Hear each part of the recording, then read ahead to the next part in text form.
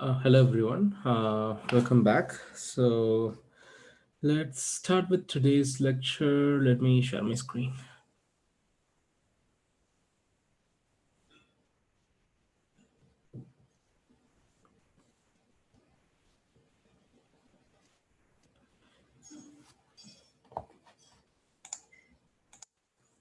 Okay, so as a quick recap, we have been discussing about neural networks and how to train neural networks by using backpropagation, right? So just to give you a quick recap, so we started with this discussion that what would be the right representation for the classifier so that it's easy for the classifier to learn, learn to classify, right? And we found that for not linearly separable tasks, a simple model like perceptron or logistic regression will not work because they are linear models, right? The classic solution that we have had before is to use nonlinear basis functions along with the linear models, right? Now it becomes tricky because you have to construct these nonlinear basis functions by yourselves. And neural networks is a much more elegant solution because in the case of neural network, you take the input x, right? And you pass it through some h, and then you make the prediction, right? Now this is your input. This hidden layer, you can consider this as a sort of representation layer. Representation learning layer, right? And finally, you have the classifier, right? So a very simple neural network could be something like h is equal to some function of wx plus b, okay? Now the output y is given by some output function g of, let's say, vh plus c, okay? In this case, x is my input. Oh, sorry. Something happened.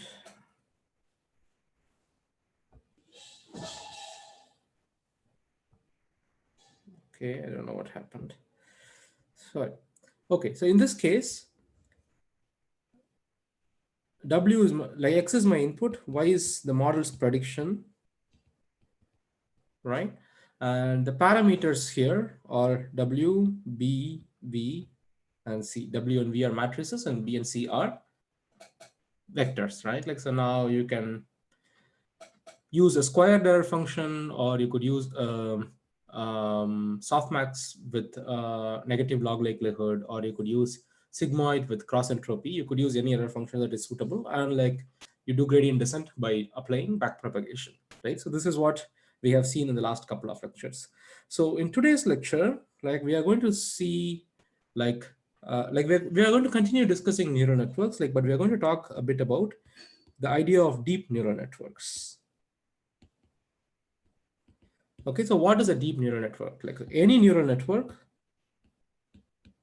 okay, with more than one hidden layer.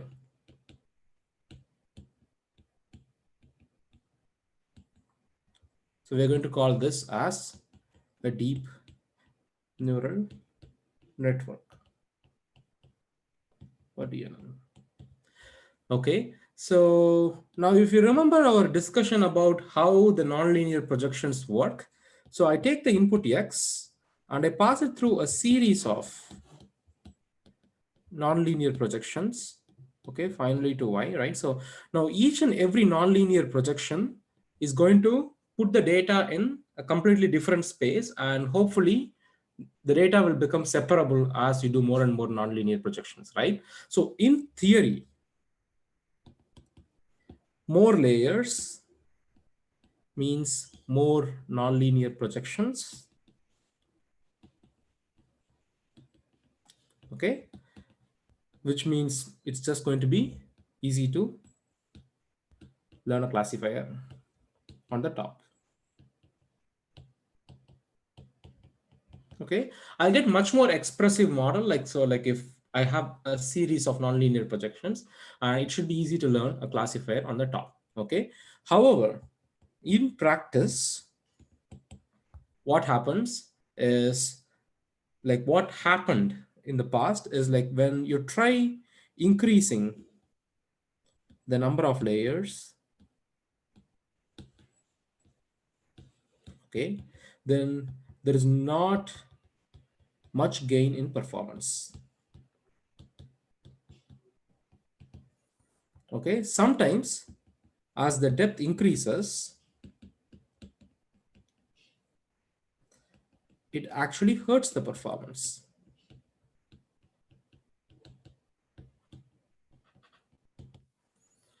Okay, so this is kind of counterintuitive, right? Like, so we thought that having more nonlinear projections should help us to come up with a better or like richer or superior classifier, but that is not happening in practice. So why is this happening? So this is happening because of, so what we are going to discuss now, which is the issue of vanishing gradients.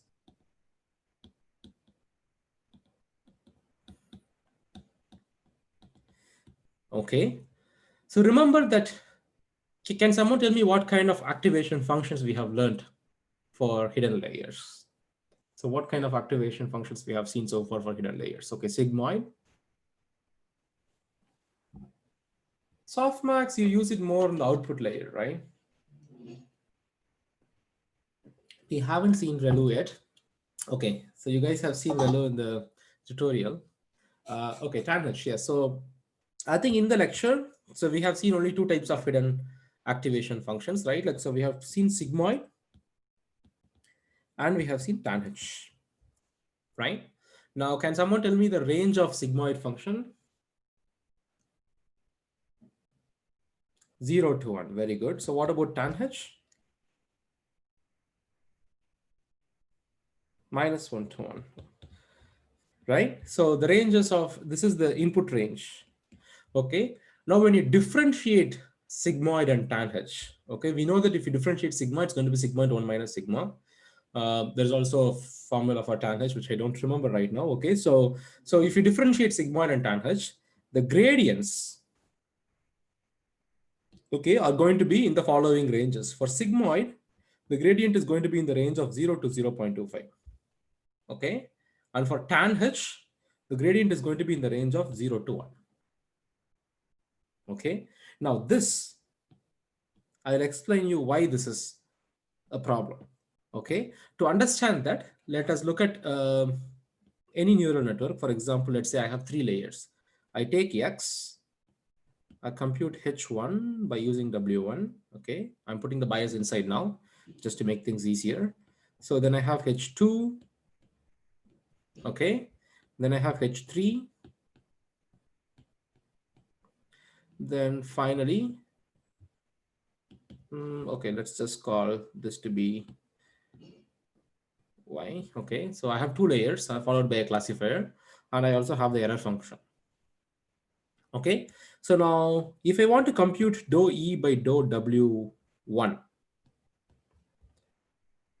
I will be applying the chain rule, right? Like, so this is a composition of functions. So dou E by dou W1 is given by dou E by dou Y divided by dou H2, dou H2 divided by dou H1, dou H1 divided by dou W1. Right? Now, you can see that there is this dou H2 by dou H1. Right? So now let's look at what is this derivative.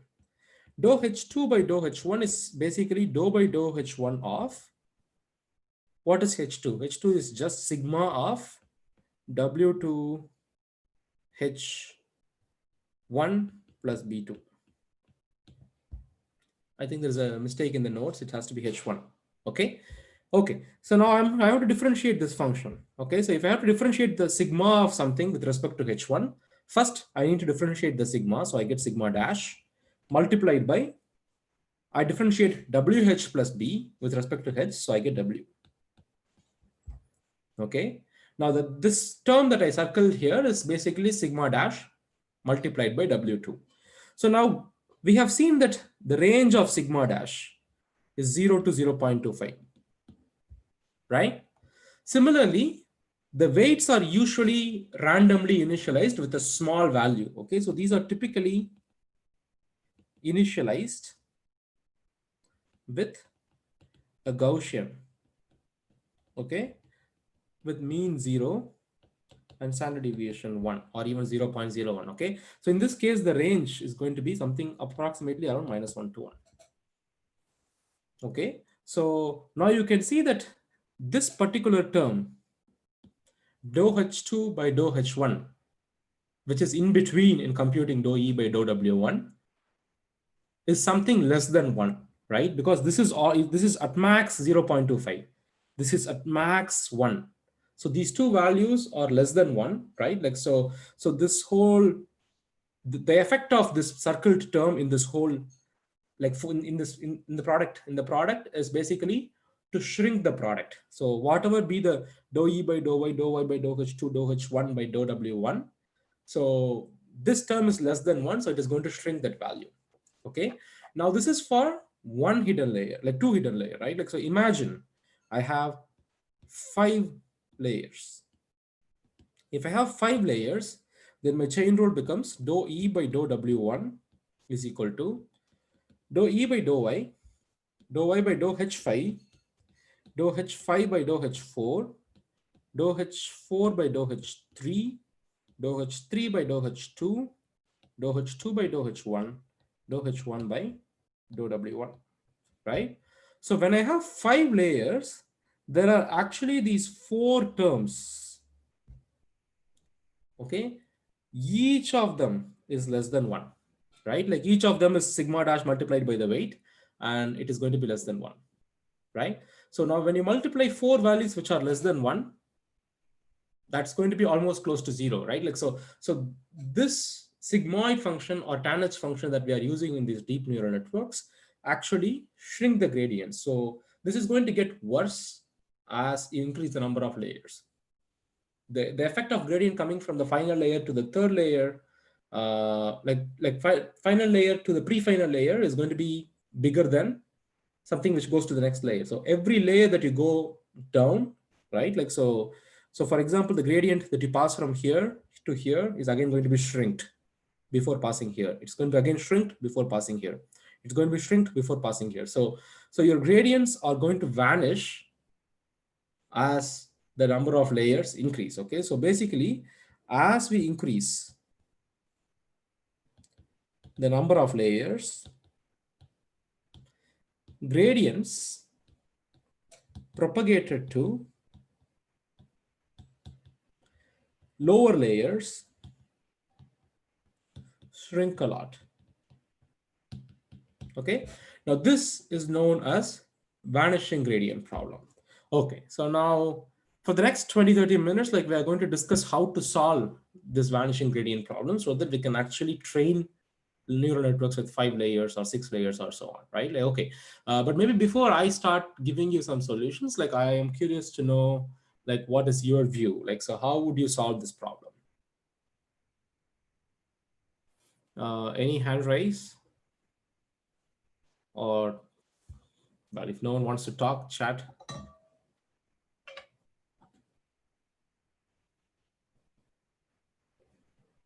Okay, there's a hand raise. Lawrence, can you unmute? Yes, hello. Yeah. I was thinking about decreasing the number of layers, but increasing the number of nodes in one layer. Okay, so the suggestion is to decrease the number of layers and increase the number of nodes in the layers, right? Yes. Okay, well, that's a good idea, but then, like, if you remember our universal approximation theorem, like if you're just using one hidden layer, then you need exponential number of units, right? Like, so there is actually much more power to systems which has more layers than just more units per layer. Because if you have more units per layer, then it is still one projection or two projection, right? Like, on the other hand, like doing a series of projections is going to be much more nonlinear. So it's a good suggestion, but like we need to do something better to still train deeper networks. So there are other hand raises. Mohammed, I think. Hi, Yeah. hello. So, as you've demonstrated, I think the problem is the range of the sigmoid, which is between 0 and 0.25, because we can't control the weights, but we can change the activation function. It can be a function greater than 1 in our case. Okay, yeah, so that is a good suggestion. So we can change the activation function because they are the culprit here. Okay, and one last hand raise, Colonel.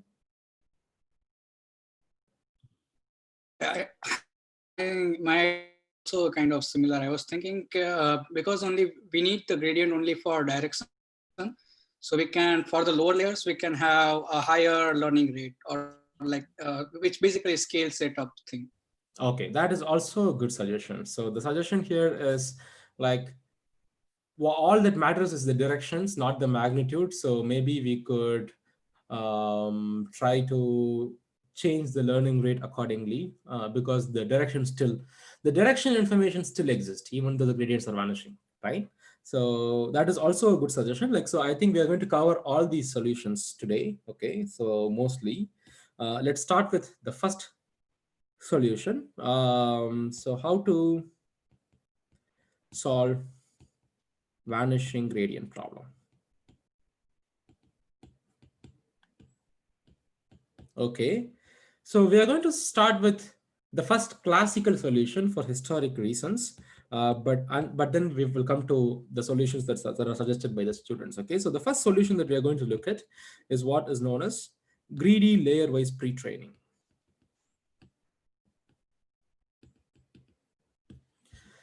Okay, so even though neural networks were introduced in 80s, 90s, like people were still not able to successfully train a 5-layer network or 6-layer networks until 2006. Okay, so this first solution actually comes from Hinton et al. 2006 and also Bengio et al. 2006. Okay, so to understand this solution, like we need to take a quick detour and learn some other useful machine learning algorithm like model, which is the idea of autoencoders. Okay, so what is autoencoder? Autoencoder, let's just call them as AE for simplicity. Okay, so autoencoders are also a neural network architecture, okay, with the output being same as the input. Okay, I'll explain what that means. So you take some input X, okay, and you pass it through some hidden layer, okay, and then you make some prediction Y, okay. Now you're going to train this network in such a way that the network is going to produce the input as the output. Fine. Now, can someone tell me why is this a useful model? Like, so why should I pass the input and make the network to predict the output? Any idea why this should be useful? Okay, so Masud says to learn the distribution. So what do you mean by learning the distribution here? Compressing the data, yeah, that's a good idea, right? Yeah, to get a different representation, okay. Noise canceling, I'm not sure how you would use this for noise canceling. Okay, so you can think of some applications here already, right? So let's make this even more concrete. So h, let's say h is equal to f of x, for example, sigma of wx plus b. Okay, and y is given by g of x, let's say, for example, vh plus c. There is no non-linearity here in the output because I want to cover the entire real line. Okay, now this model is trained to minimize the reconstruction error. Okay, as someone pointed out, we could actually use this for data compression. Like, so I want the model to take the input x, project it to some low dimensional space h, and then try to reconstruct y, like to reconstruct x from this low dimensional space. Okay, okay. Now maybe a quick quiz. Like, so have we seen any other algorithm in the past which is used to project the data to low dimensional representations? PCA, LDA, right? Yeah, so now this is going to be in the similar class of algorithms. Okay, so now what kind of reconstruction errors do we have? So for example, like if your X is real valued,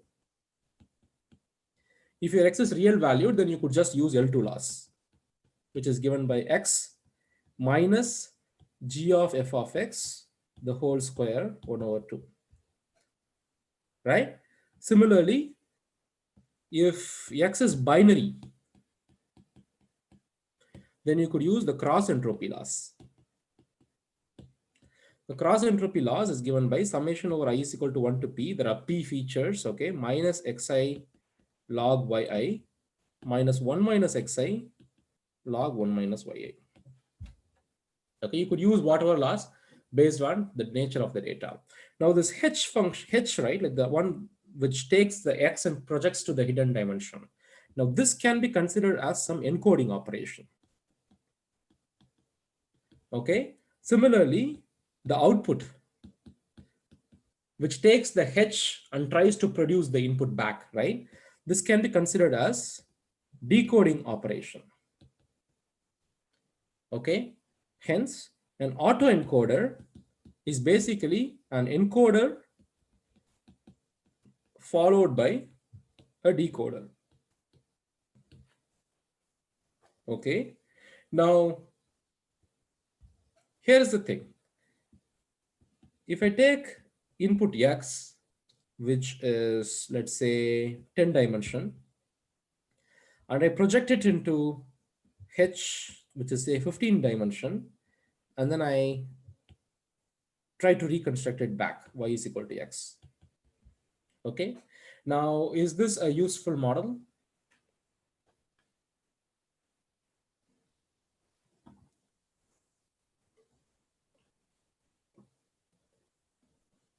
So can someone tell me anything about what could be the H representation?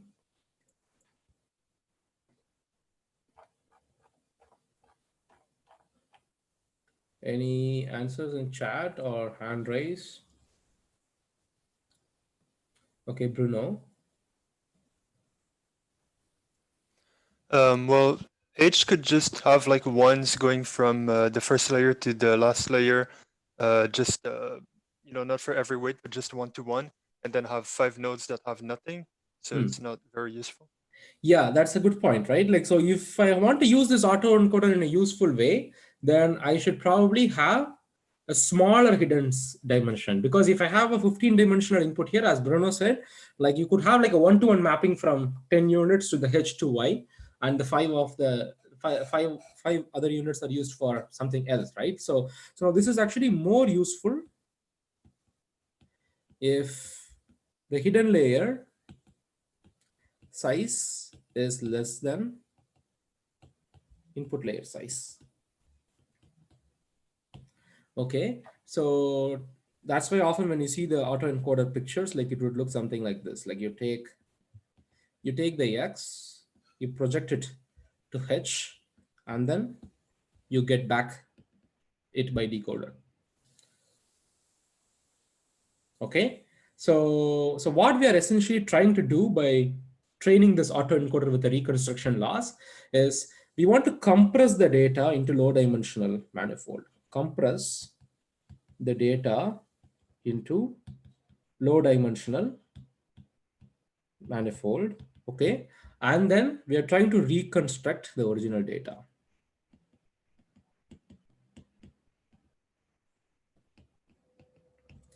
Okay, now this is very useful for dimensionality reduction.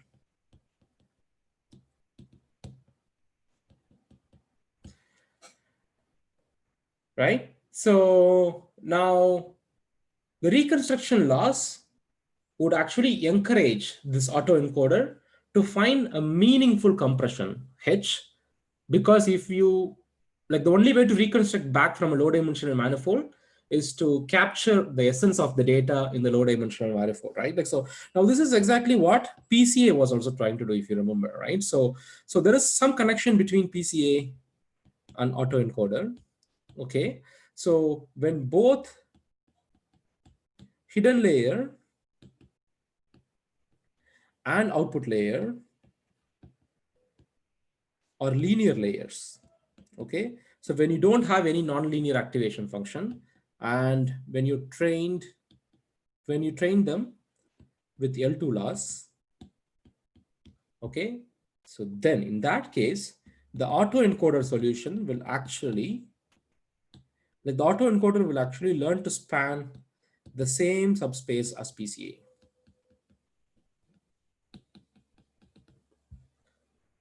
Okay, so just like how we use PCA for representation learning, we can also use autoencoder for representation learning. Okay, so I say that it is going to span the same subspace of PCA, but there is no gap. Okay, just to give you an example, let's say I have 100-dimensional data and I do a PCA to project it to 10 dimensions.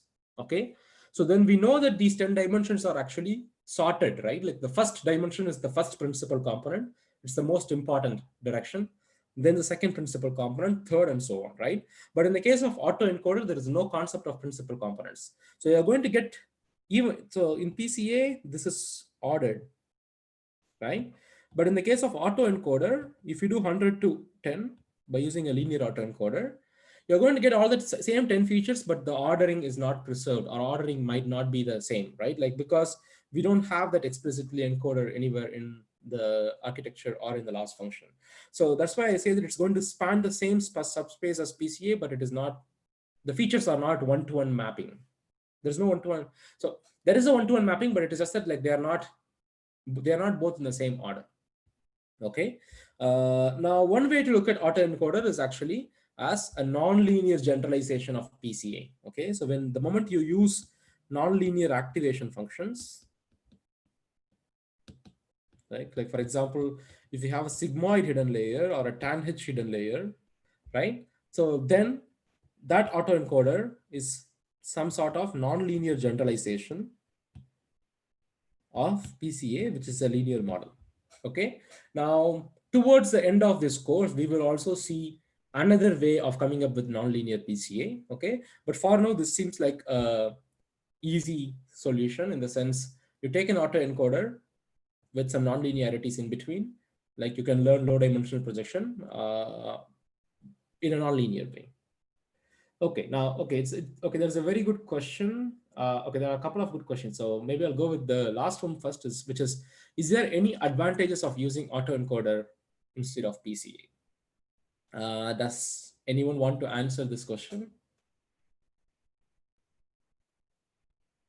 I have explained you both PCA and autoencoder, right? Like, so now what is the advantage of using autoencoder over PCA?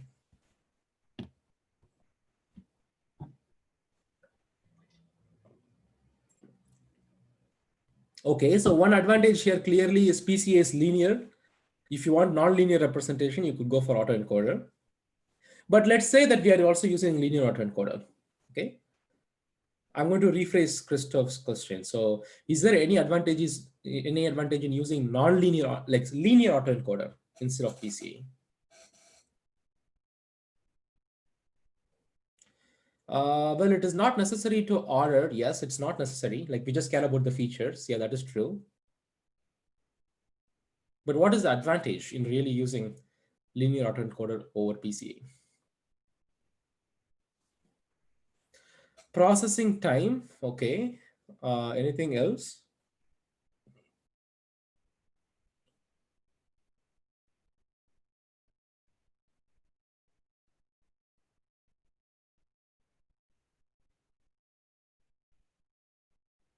Remember that to do PCA, you need to do singular value decomposition, which is costly, right? Like, so when you have millions or billions of data points, okay, that is when like you'll have bottleneck in time for PCA. Sometimes it is not possible to do it with the limited system that you have. But the advantage with autoencoder is like you can actually do mini batch gradient descent with the autoencoder, which means that you don't need to go through the huge billion data points at the same time, right? Like, so you can just do batches keep whatever you can keep in the memory, and you can still learn a similar representation. So the advantage of autoencoder really comes when you need to scale up the representation learning when compared to PCA. Okay, so that was one question. There was another question. So like, does H always play the role of dimensionality reduction? So that is a good question. So that is where we are going to come back to the first solution. Okay, now this was a quick detour. So given that I have introduced autoencoder like mainly for dimensionality reduction, let us actually see another use case of autoencoder, which is the idea of greedy layer-wise pre-training. Okay, so we're going back to solution 1, which is the idea of greedy layer-wise pre-training. Okay, so what am I going to do? So given any prediction task, let's say X to Y, and I have a bunch of training set.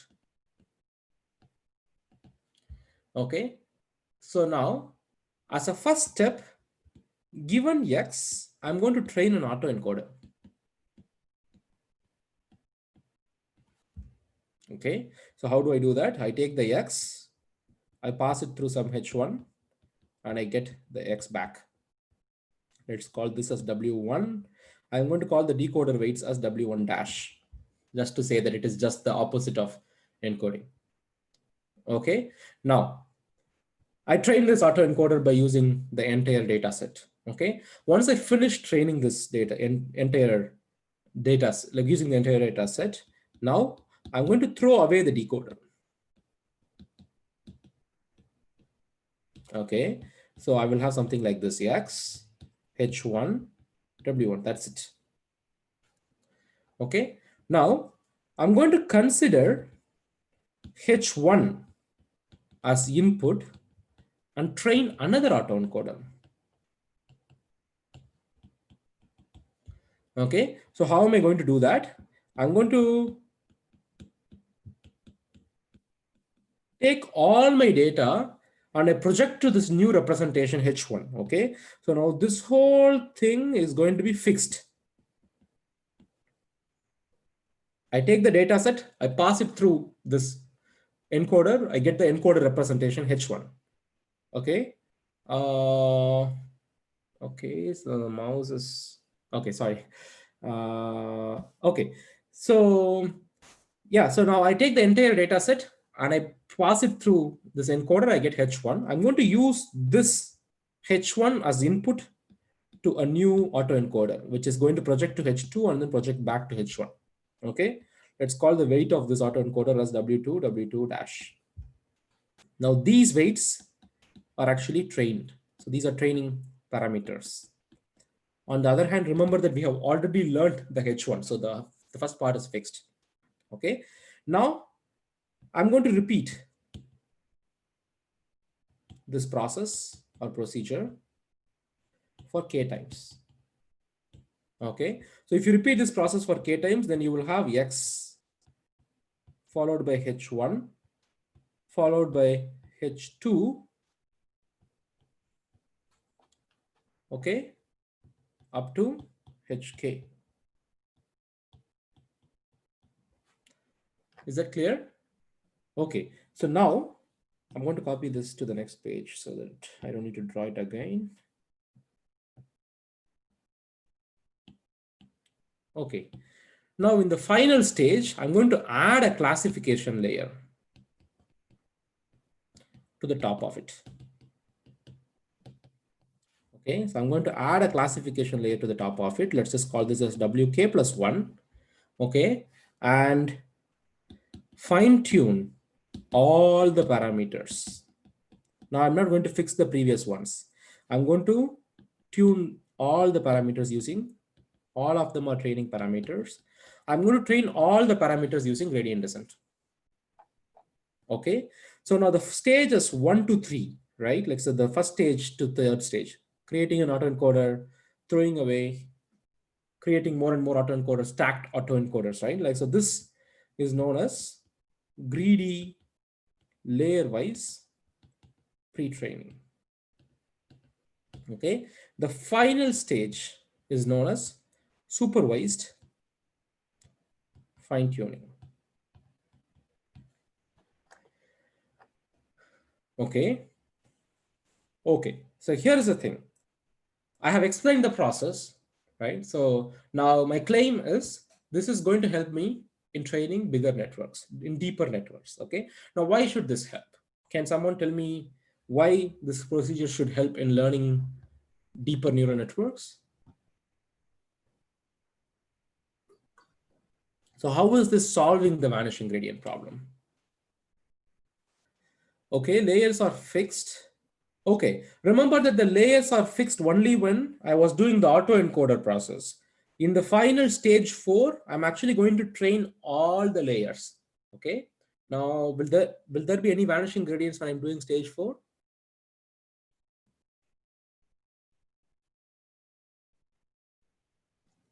Okay, so maybe let's do a quick poll here. I want to understand how many of you think same. So the question is, in this final stage 4 supervised fine tuning, like I have k layers, I'm going to do backprop through all the k layers. Okay, will there be vanishing gradients here or not? So A, if you think there will be vanishing gradient, B, no vanishing gradient.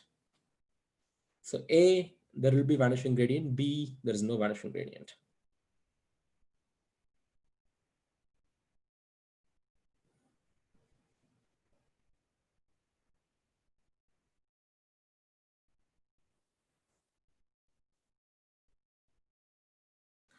Okay, so I'll stop the poll. Well, I think the class is 50-50. Okay, so now let's try to understand like why this should help. Okay, so now remember that if you don't do any of these, just train k layers separately, like as such,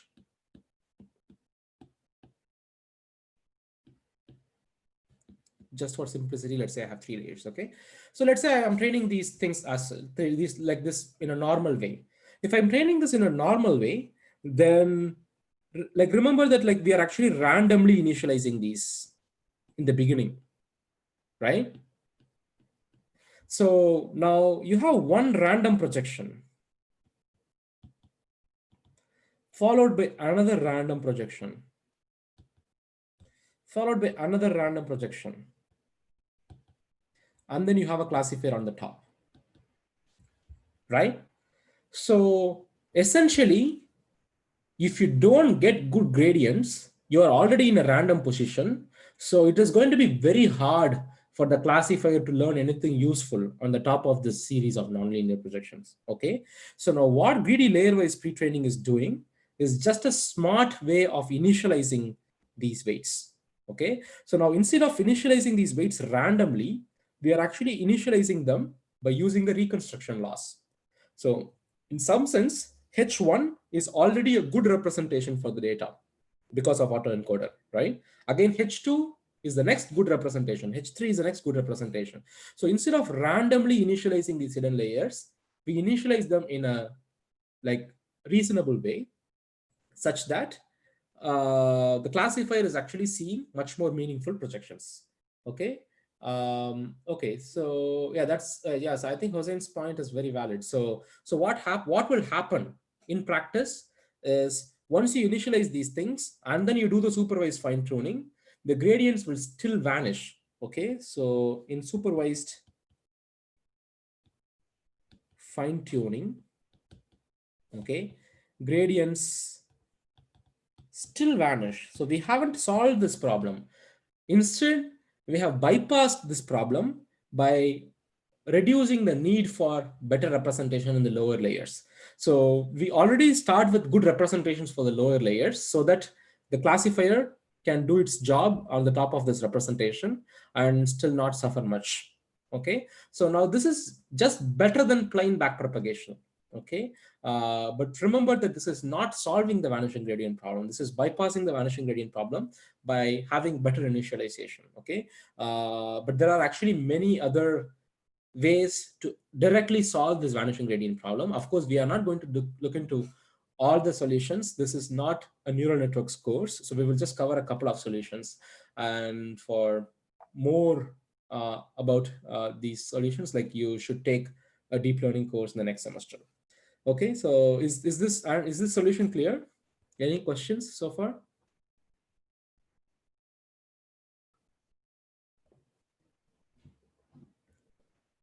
Any questions?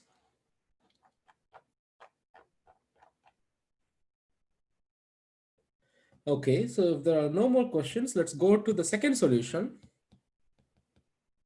which was already suggested by you guys, like which is the idea of changing the activation function, right? Like Sigmoid and tanh has this issue that they saturate, right? Like so now instead of Sigmoid and tanh, like people started using other activation functions which don't have these problems. Like one famous activation function is the concept of rectified linear units or ReLUs. Okay, so a ReLU activation function is defined as follows. It is just simply max of 0, x. Okay, now how would this look like? So if I have to plot this activation function, for all the negative values, it's going to be 0. And for the positive values, it's going to be linear line. Okay, now what would be the gradient for this activation function? So if x is lesser than 0, then the gradient is 0. Okay. However, if x is greater than 0, then the gradient is 1. It has a constant 1 gradient for any positive values. Okay, so it's not less than 1, so it helps because it's not going to shrink the gradients. Okay, so now this can be used to propagate gradients however deep you want. Like you could train 10 layer, 15 layer neural networks. Okay, now there is also additional characteristics for this activation function, which is the hidden layer activations are either 0 or positive value, right? In some sense, ReLU encourages hidden activations to be sparse. Some of them are 0, some of them are positive value, okay? However, there is an issue with this 0 aspect of ReLU, okay? So now what could happen is if one ReLU receives a negative value, its output goes to 0, okay? And its gradient is also 0. Sometimes the units can actually get stuck with 0 output, okay? So we will call this as they are going to die out. So many units might die out because once they get stuck in 0 gradient negative value, they're always in 0 gradient negative value, right? Now how do I avoid this issue? So what can I do to make sure that the units don't get stuck in 0 output? So you could think of many solutions, okay? A simple solution, which is already proposed in the literature, is the idea of Leaky Relu. Okay, so now Leaky Relu is basically same as Relu, except that instead of having 0 for negative values, it's going to get a small epsilon x, where epsilon is a small value like 0.01, for example. Okay, now how would this Leaky Relu function look like? So I have, let's draw the normal Relu. The normal Relu is given by straight line. This is normal Relu, right? Now, if I have to draw the Leaky Relu function, so the positive is exactly the same. The negative, instead of going to be all 0, it's going to be something like this. This is Leaky Relu. Okay, so Leaky Relus do not die.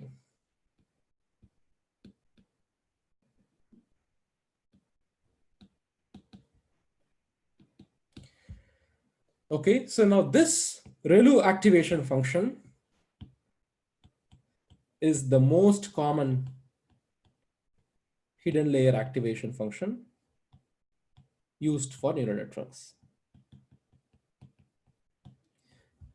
So you guys might have attended the PyTorch tutorial last week, right? Like, so like when you try to implement your own neural networks, like you could see, like often everyone starts with ReLU activation instead of Sigmoid and tanh. simply because of the issues that we have seen so far, which is the fact that sigmoids and tan H has the vanishing gradient issue. Okay. Now this is the second solution. Now there is also another solution. Well, there are many solutions. Like we are just seeing the most representative solutions. Okay. The third solution is the idea of batch normalization. So this idea was introduced by Eof and Shegdi in 2014. Okay, so now this solution is based on the observation that the main reason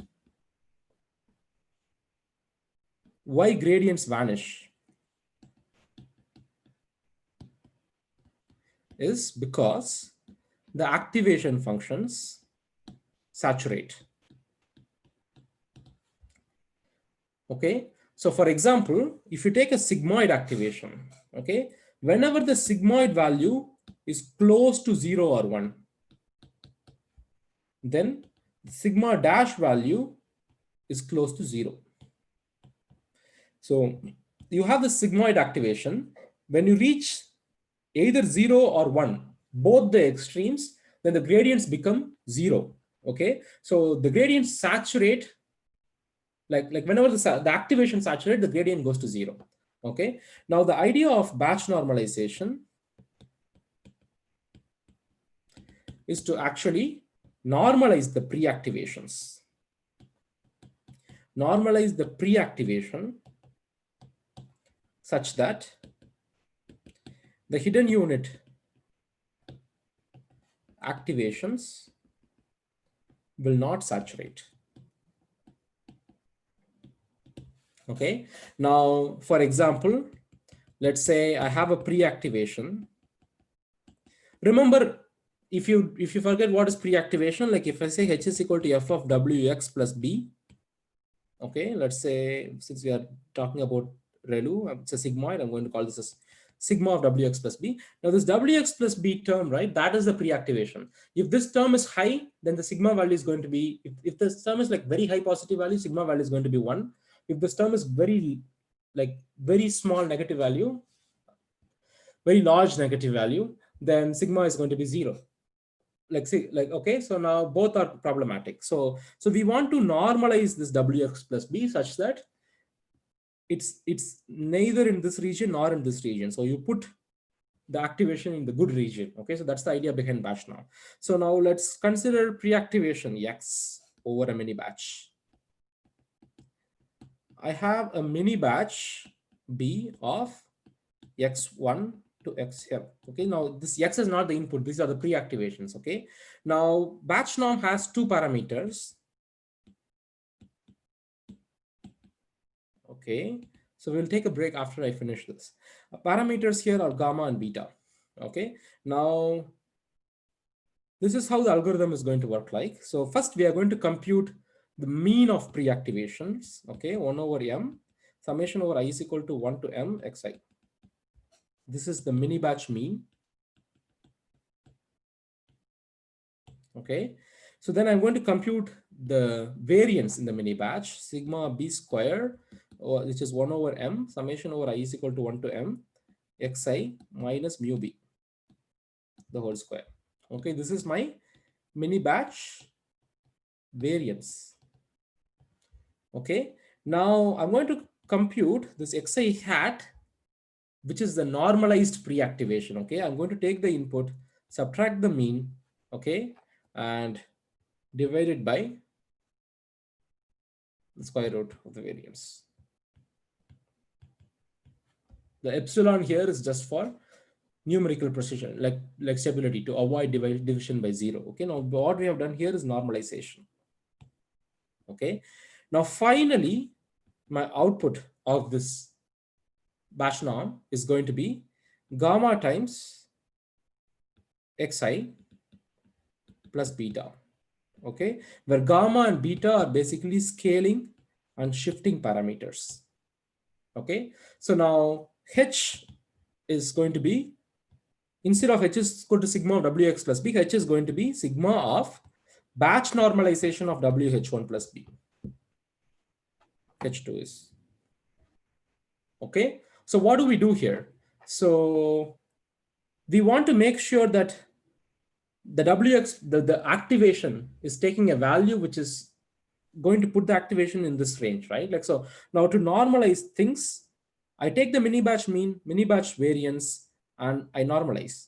Okay, now this is a very restrictive operation, so sometimes this could hurt the performance.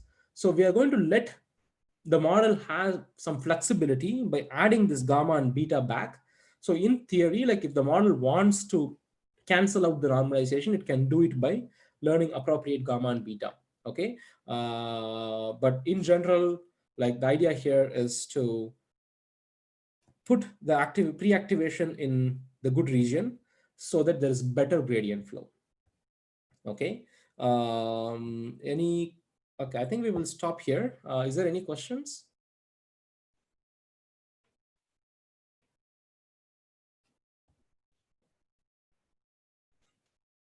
There's one question in the chat. So when you use Relu in neural networks, is it Relu or Leaky Relu? Well, I think most often people use Relu, but you could use Leaky Relu, and it should be a hyperparameter that you tune.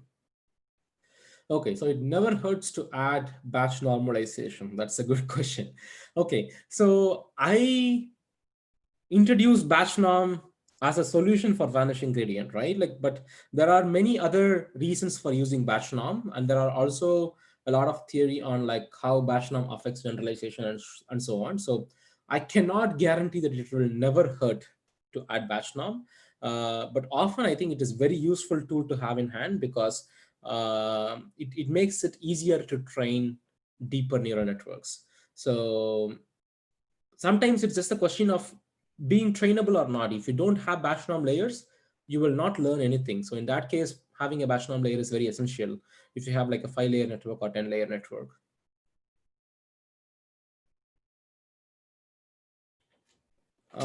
Replacing activation to a smoother is much easier computationally than batch norm.